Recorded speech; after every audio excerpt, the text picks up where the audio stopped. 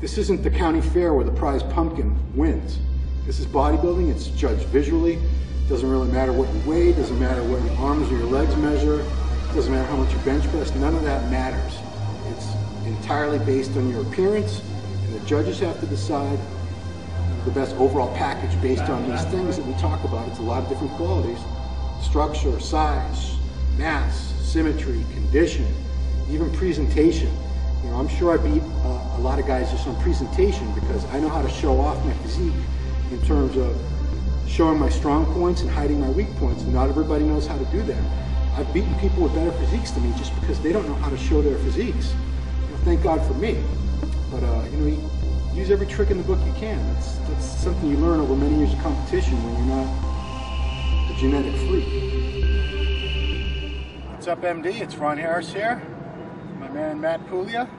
Today is Tuesday, July, what is this? 16th. What? No, maybe. 17th. 17th. So no, it's Tuesday. 16th. Masters Nationals is this Saturday in Pittsburgh. This is one of our last workouts. This is our last back workout. Matt came down to join me for it, and we're going to get it on film for you guys.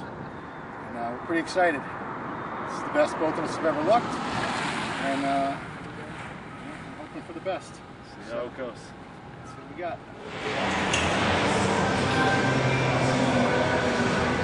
Today was one of our last workouts. This was we did back today. This was representative of neither one of us what we would normally do for back workouts. So don't anybody go copy this thinking this is like our secret to great back. Just to go through the workout real quick, we started with chin-ups. I actually like to start out with chin-ups, especially when I'm lighter like this. I'm down about 30 pounds from my normal off-season weight, so I can do a lot more chin-ups. And I like to do them at the beginning because chin-ups are so hard if you don't do them at the beginning. You know, good luck. You're not going to get a lot of reps. If you wait till the end of your workout, your back workout to do chin-ups, you're screwed. You're not going to get many good reps. Matt, you're not normally a fan of chin-ups.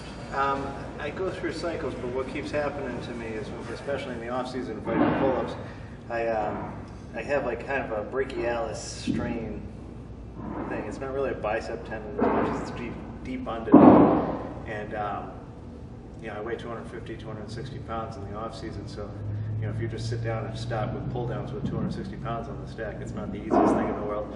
So sometimes I'll try a couple light sets of pull downs first, and then do some pull ups.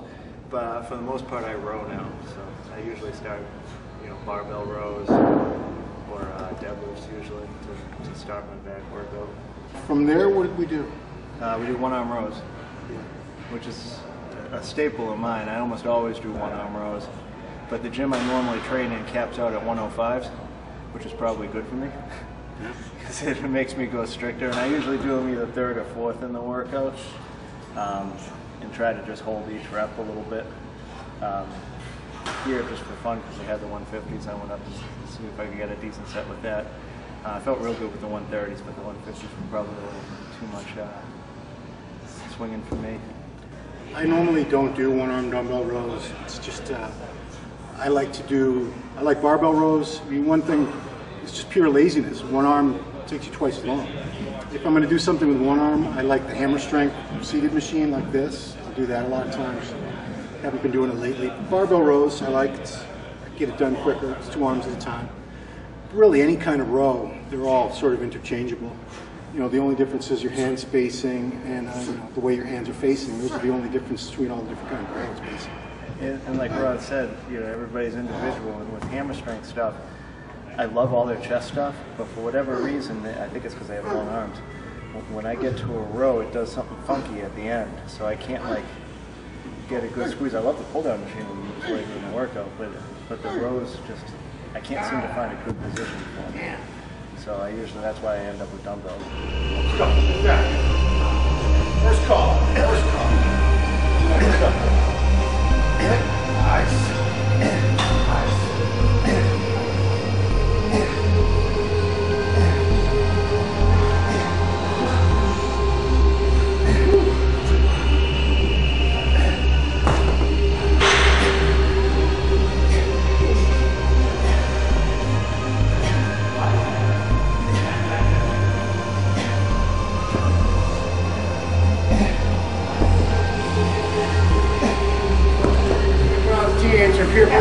smoke and drink. Now it's making me do the 150. It's not It's 6 or 8 good ones. Stay tight. Woo! Good ones is going to be relative term. Yep. There you go. Yep.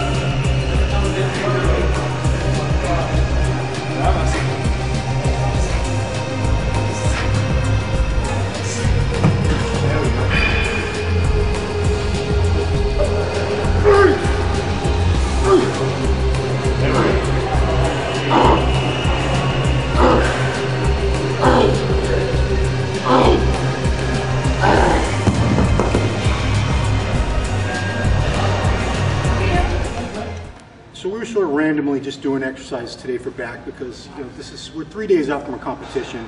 We're not building any muscle at this point. We're really just trying to get the blood flowing, maintain our size. Not that we're going to lose any size in a few days, but this is nothing out of control today. We're not trying to set any world records. So we did that hammer strength machine. It's kind of a hybrid angle between a pull down and a row because you're pulling at a diagonal. It's got an underhand grip, which is also good, and a lot of people believe that activates the lower lats better. We weren't going crazy heavy. We kept it at 2 plates. And I wasn't even doing that many sets. I was doing 2 sets a lot of times today when Matt was doing 3, just because I think he wants to do the right thing and do 3 sets. But I tend to be a volume guy, and when you get close to a show, for those that haven't competed, you kind of get neurotic. I think everybody does. So my whole game plan is don't change anything.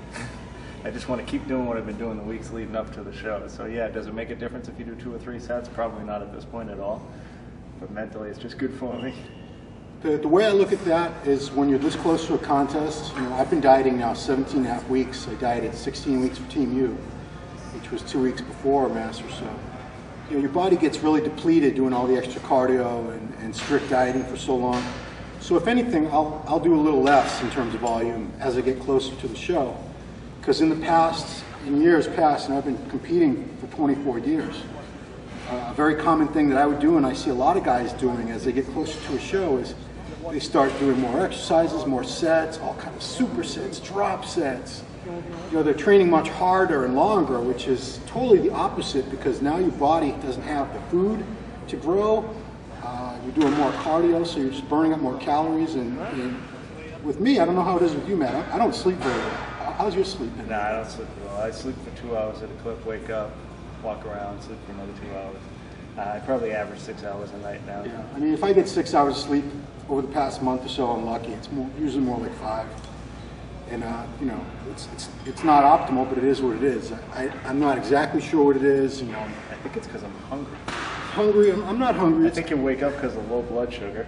Yeah. And you wander around, you feel okay, you go back to sleep for a little while, and it does it again.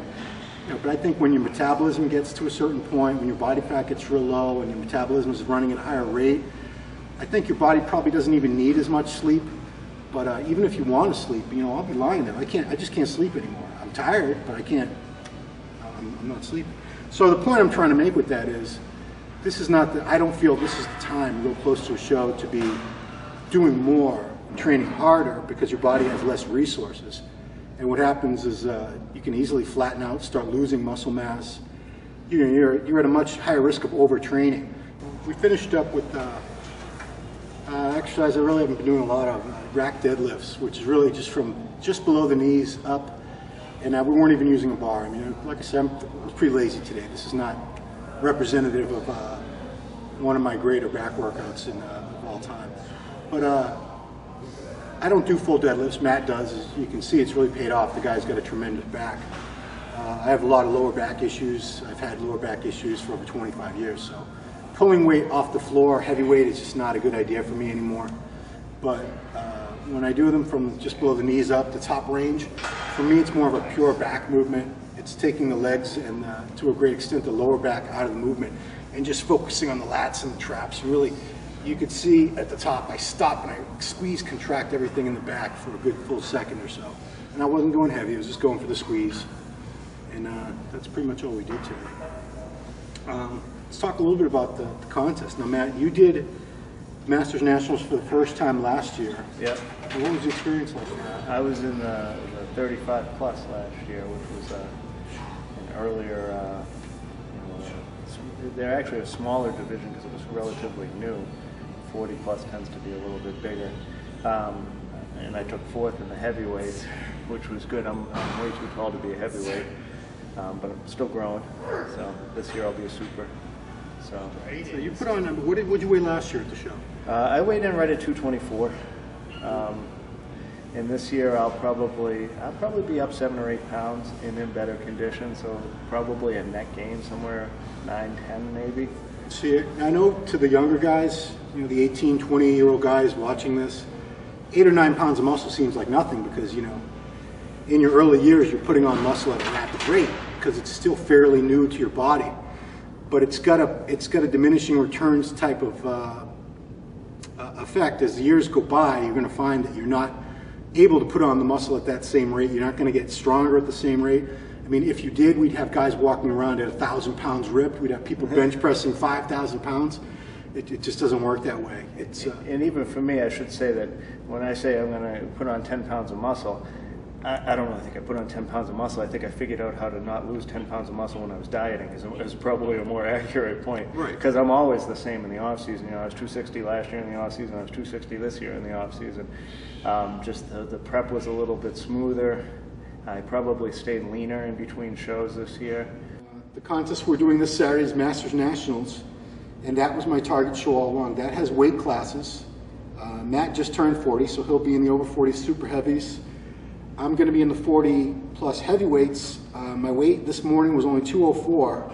A lot of people would say, well, you should just drop down to 198, but I don't have 6 pounds to go. I really don't. And I'm not going to kill myself and look flat and stringy just to get down to light heavy because, I'm 5'8". If I come in at 5'8", 198 and I'm flat, I'm up against some guys who are going to be 5'5" or 5'6" and 198, and they're going to look like tanks, and I'm going to look like a little peanut next to them. So, I believe you should just come in at your best, whatever that is. If you're at the top of a class, the bottom of the class, it doesn't matter. You come in at the best look for you, and that's where you're going to do the best. There have been shows where the USA last year, a guy that just came on with Team MD named Aaron Clark, he won the heavyweight division, and he was only 201 pounds. And a lot of people at the weigh-ins would have said, oh no, 201, you better run around the building and get down to 198, you're screwed, dude. No, he destroyed the class, and he beat a ton of guys who were 225 on the dot. And it didn't matter, But you talk about big shows. I just got an email the other day, and Gary puts on a great show. The Masters Nationals is done Women Friday, Men Saturday. Super organized, super well run. It was probably one of the better experiences, but they have 770 people in the show. Ooh. So even if you factor in 500 for the bikini fitness figure, whatever, yeah. I mean, you're still talking 270 bodybuilders. Wow. There's just no way it's not going to be a huge show. Yeah. We haven't given any shout outs. The Daily Pump people, I want to give a shout out. T-Joe, Trey Dunbar, D-Nuts, Todd BZ. Who else? Frank Daddy. Oh, yeah. Timing, new guy. Bart Schnell. Big Oso. Carnage. If I left anyone out, I'm sorry. My brain's not quite working. God, fuck, my face is fat. I look like a fucking chipmunk. Only a true douchebag would take his shirt off the gym. That's it for us. We're both pretty friggin' hungry and tired, and it's been a long week, even though it's only Tuesday. And that's it. Hope you guys enjoyed the video. Follow along in the play-by-play Masters, and wish us both luck, because a little luck never hurt. Thank you.